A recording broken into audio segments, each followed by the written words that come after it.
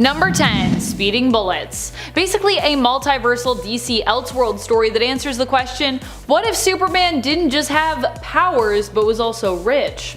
That's basically what is going on here in Speeding Bullets. In this story, Superman wasn't raised by the Kents, but instead was taken in and adopted by the Waynes, and he becomes, you guessed it, Bruce Wayne. After the death of Thomas and Martha, Bruce becomes Batman, but the difference is this version of Batman has tech, money, smarts, and superpowers. Lex also becomes a mess of a villain in this world. While still being Superman's nemesis, he's also Batman's nemesis rolled into one, with an extra little dash of Penguin, just for good measure, I guess. So here we get a villain who is Lex, Joker, and the Penguin all in one.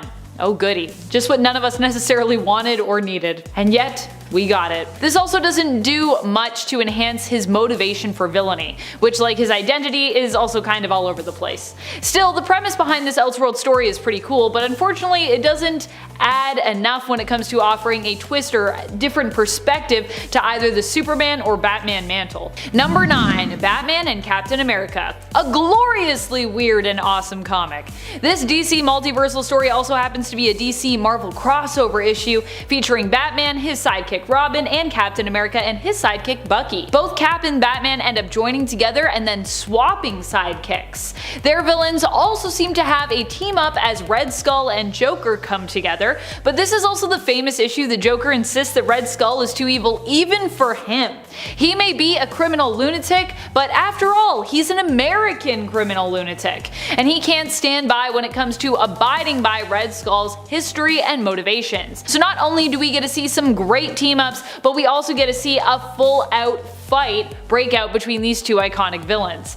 Thanks, John Byrne. And friends, before we move on to this next spot, if you love Elseworlds stories and all of the weird, wacky things that go on in the multiverse when it comes to just alternate worlds, let us know by giving this video a thumbs up, and hey, maybe we can do some more Elseworlds lists for you. Cause yeah, there's lots of kooky stories out there. Number 8. The Superman Monster. Frankenstein, but make it Superman. There are lots of retellings of classic tales when we look into the realm of Elseworlds, and the story of Frankenstein is not one that is left untouched. Actually, I feel like this story gets interpreted a few times throughout the Elseworlds stories. I feel like I've seen at least 3 different versions of Frankenstein retold in Elseworlds. I still have yet to see Dr. Seuss retellings though in the world of DC, which are some classic kids tales that do eke their way surprisingly into Marvel at times. In the Superman Monster, Lex Luthor takes the role of creator and Superman ends up as his monster. You might think this sounds familiar considering it's also kind of the premise for the main continuity origin story of Bizarro, but this creation, while starting out similar to Bizarro, eventually goes full-on hero and full-on Superman by the end of it. That means in this story of Frankenstein, the creator ends up the monster, while the monster ends up the hero. What a twist. Number 7. Justice Riders. Because it's an inevitability that at some point, we have to turn to the Wild West for inspiration when it comes to an Elseworlds story. We've gotta go there at some point. And so we have Justice Riders. Justice Riders reimagines the DC universe as existing during the time of the Wild West and adapts the characters to kind of fit their surroundings somewhat. As such, Wonder Woman becomes a Texan sounding sheriff, and Martian Manhunter gets to sport a poncho and a cowboy hat. Which honestly, this is one you might want to check out just for that, cause that's great. This is the Wild West, baby. There are also plenty of shootouts and bar brawls, some with cyborg enemies involved. As ridiculous as this premise is, I will say it's executed well and it also looks fantastic, so. Number 6. The Reaching Hand. Honestly, what a strange story this one is. It features Batman as an occult detective trying to solve the mystery of Elongated Man's death. Unfortunately, it seems as though Elongated Man wasn't alone in his body, and there was a force of darkness within him who continues to seek to spread gloom and doom wherever it can. This story features a lot of restless nights for Bruce as well, and unfortunately, he ends up too late to save Jimmy Olsen. Not Jimmy Olsen, who ends up brutally murdered by Swirly. At least that's what it looks like to me. He's just head down in the toilet and they're like, he's been murdered. Or he was just being mistreated by the other staff at his workplace, but no, he's dead. Death by Swirly. Bruce also is too late to save his friends or Gotham in the end. At least that's what's implied. This one ends pretty bleakly, so yeah. Also, this is back from when we had like Elseworlds, like giant sizes, so there would be like a bunch of short stories in there. Kinda like What If, and I like that style. More stories though than What If, because those are normally 2. Sometimes only 1. Number 5. Elseworlds Finest, Supergirl/Batgirl. You can't go wrong with a jacked Joker when it comes to weird multiversal stories. Looking real jacked, baby! Elseworlds Finest is weird but also kind of cool. It focuses on Barbara Gordon and Kara Zor-El, Batgirl and Supergirl respectively, who are guardians of Gotham and Metropolis, as in this world, there was never a Batman or a Superman. The two of them team up to take on the manipulative and traitorous Lex Luthor, and as I said, a really swole version of the Joker. It's a strange one, but it's also kind of a great one. Number 4. Batman/the Demon, a Tragedy. In this Elseworld story we get to explore a horrifying fantastical world where magic exists. Here, Bruce Wayne is not the Batman, instead suffering from an allergy to moonlight. He is a restless sleeper, and it turns out this is because he's actually bonded to the demon Etrigan. Oh my goodness. It takes Bruce a while to figure this out though, but in the end, he is too late to save his girlfriend Glenda. Poor Glenda. The best thing he can do according to Merlin is to wipe his memory, which will also mean he has no recollection of Glenda. Oh no. Merlin claims that this will save her. Unfortunately, it doesn't, as Etrigan taking over Bruce in the nighttime does end up still killing her. But hey, at least Bruce doesn't remember her, which actually seems to have been Merlin's plan all along. You see, in order to keep the demon trapped within Bruce, his forgetfulness is necessary. There is no way to save Glenda really in any case most likely, and Merlin was just saying that to try to get Bruce to, do what he wanted him to do. But hey, at least Bruce doesn't remember her, so at least he won't be sad about it. Number 3. Brotherhood of the Bat. Have you ever wondered to yourself what the DC universe would be like if every member of the League of Assassins was dressed up and also weirdly happened to resemble Batman? No? Me neither. But too bad, because we get to know what that would be like in this Elseworld story. I mean, not even too bad, it's kind of really great in a weird way. Brotherhood of the Bat takes place in a post-apocalyptic future where Ra's al Ghul decides that the League of Assassins, they need some new costumes. New Bat-themed costumes that all very much resemble alternative takes on Batman's outfits. Also, check out some of the notes on Ra's al Ghul's design sketches here. That is honestly my favorite part of this story. Just seeing all these, like there's like little notes in red. It's like, is this cape too much? You can never have too much cape, just so you know. Just so you know, Raish, no such thing. Number 2. Batman Nosferatu. If you want something weird in a sort of horror-based and very artistic way, we've got you. Batman Nosferatu was actually part of an Elseworlds stories series that delve into the German Expressionist period. This story seems to take some inspiration from Nosferatu and the Cabinet of Dr. Caligari. Not only is the art style very different and unique, but the whole tone and the style of the dialogue is as well. The story has a lot going on, but mainly it follows the horrors of Dr. Arkham. To give you like the briefest summary ever, because as I said, there's a lot going on in this story, it's also quite long. The story mainly centers around Dr. Arkham and his experiments and creations, including one called the Laughing Man. Oh, I wonder who that's supposed to be. A reanimated creature made from various corpse parts. In the end, Bruce Wayne's son ends up dying and is resurrected as the Nosferatu, sort of cyborg monster creature who ends up taking on and defeating the Laughing Man. I wonder who Nosferatu is supposed to stand for here. Any guesses? Number 1. Batman/Lobo. Like all of the weirdest comic stories out there across the multiverse, this one also features Lobo. Here, Joker hires the mercenary to ruin Batman's reputation and then finally kill his nemesis. Lobo sets out dressed as Batman and begins to muck up the streets, killing Batman's villains in gruesome ways to make sure that people know that Batman is no hero. He's like, what, does Batman have a no-kill policy? Pfft, not anymore. Also, the deaths have to be gruesome because this is a Lobo comic after all, so yeah, they're all pretty... there's something. I don't even know if we can show them here. In the end, the Joker is forced to call off Lobo after it's revealed that Batman is actually his long-lost twin brother, Bruce Wayne. You see, Joey and Bruce were apparently separated at a young age. I mean, does it get any weirder than this? Number 10. Tales from the Dark Multiverse, Batman Hush. I actually really love this story, but it's also kinda out there, especially when you consider it has its own sort of theme song and a very creepy tone. In Tales from the Dark Multiverse Hush, Bruce Wayne is the one who becomes a version of the Hush character. It would be more accurate though to say that he becomes a version of Hush and Batman if they were kinda like combined together. Here, Thomas Elliot instead becomes a rich billionaire playboy and also corrupt corrupt senator, allying himself with Talia al Ghul. He manages to make it so that Bruce was locked away in Arkham Asylum. Despite feeling slightly guilty about doing this to his childhood friend, overall Elliot is pretty okay with the way Bruce is imprisoned and treated there. However, after faking his death, Bruce Wayne manages to escape Arkham and becomes Elliot's worst nightmare. And just for a fun fact, he doesn't go by Hush in this one though, he's the Silenced. Shh. Get it? Still like Hush. Number 9. JLA The Nail. This is an Elseworlds story that centers around a literal nail. The nail in question is one that punches Martha and Jonathan Kent's tire, thereby preventing them from intercepting and adopting little baby Kal-El, who would grow up to become Superman. Or at least he would have grown up to become Superman if that's what happened. In this world, instead, there is seemingly no Superman. As such, Lex Luthor is successful in making the JLA a band of outlaws. Instead of them being celebrated heroes, they're kind of considered to be somewhat criminal, despite of course their noble intentions. What I will say is at least a lot of this artwork is pretty good. Most of the limited series ends up being kinda dull, save for a few scenes and plot points. The parts that I found the most interesting were one where Selina gets therapy while sexy posing on a desk, another being a fight involving Joker with anti-grav mitts versus Batman, which takes place after Joker has successfully killed Batgirl and Robin. Batman ends up broken as a result of the Joker's actions here.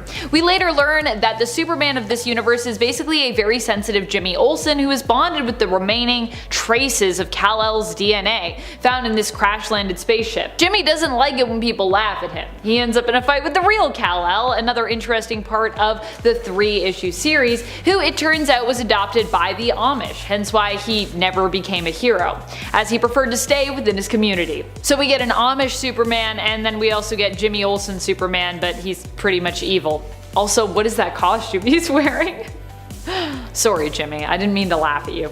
Sorry. Alright friends, before we move on to this next spot, if you are loving this list and you want even more multiversal tales, let us know that you love it by giving this video a thumbs up. And also let us know in the comments what other multiversal tales you have loved or you have thought are super weird, or that you loved and thought were weird. I mean, they don't have to be mutually exclusive. Number 8. Tales from the Dark Multiverse, Wonder Woman, War of the Gods. I don't even know what to really make of this multiversal story. All I can tell you is buckle in because this Dark Multiverse story is, yeah, dark. To be fair to this one shot though, I don't really even know what to make of the War of the Gods story in the main continuity, which I also found a little confusing, so it makes sense that this is where I would be as well with the Dark Multiverse version. A little confused.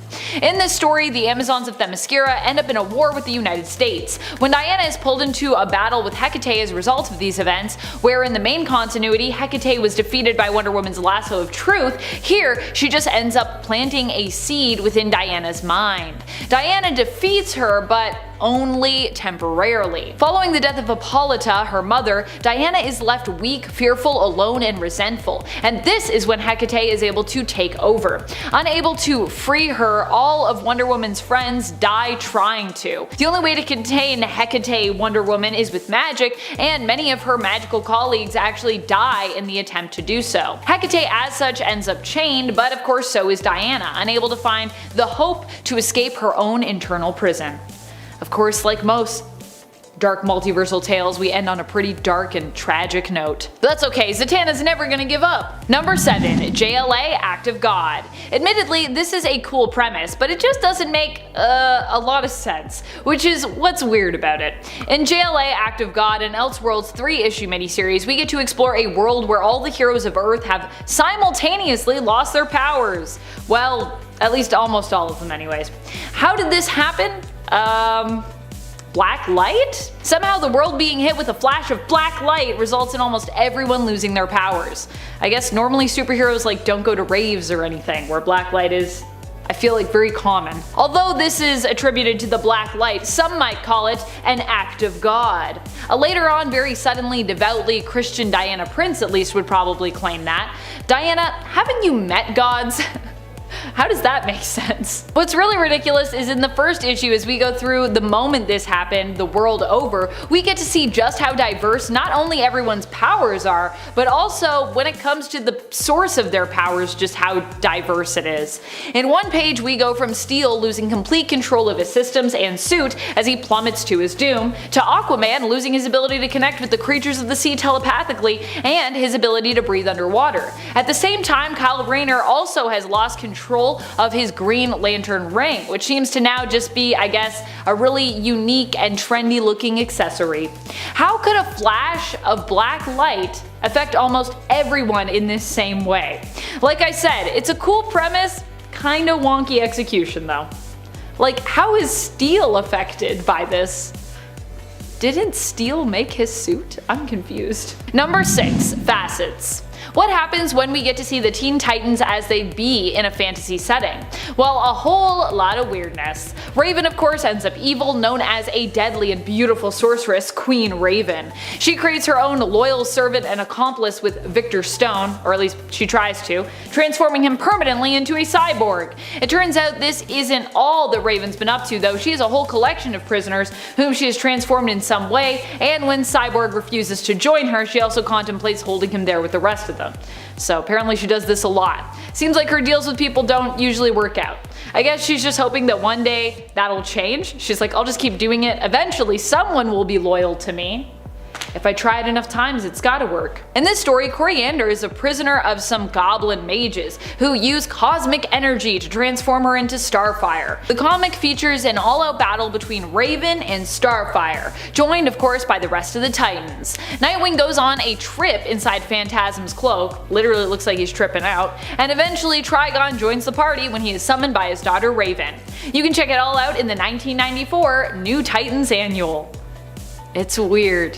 It's definitely weird. Also, some of these outfits are interesting. Number 5. Superman at Earth's End. I don't even know where to begin with this comic. Oh boy. Okay, so Superman here is one of the first iterations of course, the old man heroes to come that we've come to love so much. See, before there was Old Man Logan, there was Old Man Supes. In this Elseworlds story, we are in a post-apocalyptic future where machines rule supreme and mutants basically run amok. Also, there is an army of Batmen and vicious biker gangs because, I mean, why not? The year I believe is 2102, so possibly this is what we'll be dealing with in just over 80 years time. Honestly, the way things are going, I could maybe see that being our future. Superman is recharging and recuperating his strength when he hears about the plan to nuke Gotham City. He aims to save the city, but of course without doing any killing because, you know, he's Superman. And of course no guns because he's Superman, except for the part where he uses guns to kill people. Except for that part. Mostly Robo and really bad people though, so I guess for Supes it doesn't count. It features the famous "I am a man" memeable moment, which actually was shouted in response to an android by the way, so out of context it's really weird, but within context it actually kinda makes some sense. It's still pretty weird, but it's not as weird. Also, shortly after claiming that he doesn't need weapons, Superman chooses to wield a ridiculous mega gun known as the Expunger. It's crazy. I just love that he's like, I don't need weapons because I have powers. I would never do that. And then flip to 2 pages later and he's like, look at this giant expunger, I'm gonna use this mega gun. Number 4. AllStar Batman and Robin. Not so much a story as a full series, but I have other full series on this list, so it's fine. AllStar Batman and Robin consists of 10 issues, all of which are pretty weird when it comes to the depiction and characterization of a lot of our favorite superheroes, villains, and their allies even. Once again, we get a super jacked version of Joker in this comic. We also get a version of Vicky Vale who seems far more obsessed with Superman's manhood and dates with Bruce Wayne than any kind of serious reporting. And of course, then there are Batman and Robin. What a dynamic. Batman in this comic is the worst kind of hero, an entitled one. This is the version who refers to himself as the goddamn Batman and makes Dick eat rats and sleep in the Batcave initially. Because he's Batman and he can do that. He also torments Hal Jordan Green Lantern by painting himself, Robin, and the entire room and corridor yellow, and also serves and consumes yellow food and drink around him, with Batman enjoying some lemonade and Robin devouring what appears to be an all yellow ice cream cone. All-Star Batman and Robin has to be one of the weirdest multiverses out there. and every time I go back to it, I'm like, what is happening? What is this characterization? Number 3, JLA Created Equal. Okay, so All-Star Batman and Robin is the not so great kind of weird, but JLA Created Equal is just the weird kind of weird. In this 2-part Elseworlds story, we get a glimpse into a world where all the men, or almost all the men, were killed off by an unexpected and sudden plague. The only 2 left alive are Superman and Lex Luthor in this reality, and yet for all the powerful women who remain, this book sure manages to still be about the male characters within it. In Created Equal, Superman attempts to help the rest of the new, almost all-female JLA figure out a way to repopulate the Earth. I say almost because Superman's still there, so yeah. The main concern is how to ensure the survival of the human male gender, as if they made clones with their technology and resources, they'd actually only be able to produce female ones. I guess they can't like tamper with the genes, they can't like tamper with the DNA, or I don't know how you make clones anyway, so I probably shouldn't tell other people how to do it. Eventually, Lois Lane and Clark Kent end up conceiving a son who is born and named Adam. He accidentally hugs his mother to death, and then Lex, being Lex, unleashes a plan to take control of all the young men who were created and raised on Themyscira, thanks to Adam's existence and his resilience. Also, he makes them all bald, because this is Lex Luthor, so yeah. Oh, what a weird story. Come and join me, and also I'll be bald, because you all have lovely hair and it offends me. Number 2, Batman Reptilian. Ah yes, the story of an alien baby that belongs to Killer Croc because he was influenced by aliens while inside his mother's womb, which is how he's even mutated and also makes him, like, I guess, a hybrid alien-human creation technically. In this beautiful yet bizarre story, Batman is attempting to track down whoever is killing all of his rogues. What he finds out though is that it isn't any one of the other villains, but Croc's baby that he just gave birth to. Killer Croc, of course, didn't know that he could do that. I mean, neither did we. It turns out that this is a result of him being part alien in origin, or being tampered with by aliens when he was like a fetus. The newborn babe, it turns out, just wants its mama, but for what purpose remains to be seen. Killer Croc can't nurture it, as you know, he doesn't have like the biological equipment for that. After we get through that whole slog of that's not gonna work, it's also implied that the giant alien monster baby wants Croc to mate with it, which is also thankfully out of the question when it comes to Croc's willingness, so thank goodness, because I thought this better not be where this is going, oh my goodness. Did I mention that Batman is also a huge jerk throughout this entire series? Cause yeah, this is Garth Ennis behind the writing wheel, and that is very much a thing. Which I'm not surprised by, that's kind of Ennis' whole thing, so yeah. I actually like Batman being a butt in that story more than I like him being a butt in Frank Miller's AllStar, so yeah. Number 1, Batman Last Night on Earth. This one was where the thumb came from in part 1 of this list. I had intended to actually include this story there, but then I got distracted by the Batman and Lobo crossover. Understandably so, I think, because that's also super weird. But that's fine, because it just means that Last Night on Earth gets a higher spot on this list of bizarre multiversal DC stories. Batman Last Night on Earth is a book that exists outside of the continuity and belongs to the DC Black Label line. Also, Reptilian is part of that same line, just so you know. Black Label primarily is made up of titles that are more adult in terms of their content and their themes. Here, that translates to Batman wearing a straitjacket version of his suit in a post-apocalyptic future, where Joker is just a head in a jar. They also end up fighting giant monster baby Green Lantern constructs in issue number 1, just to give you a sense of the level of weird that we're dealing with here. But it's like a fun weird. It's like a, I'd recommend this weird. I give it 2 weird thumbs up.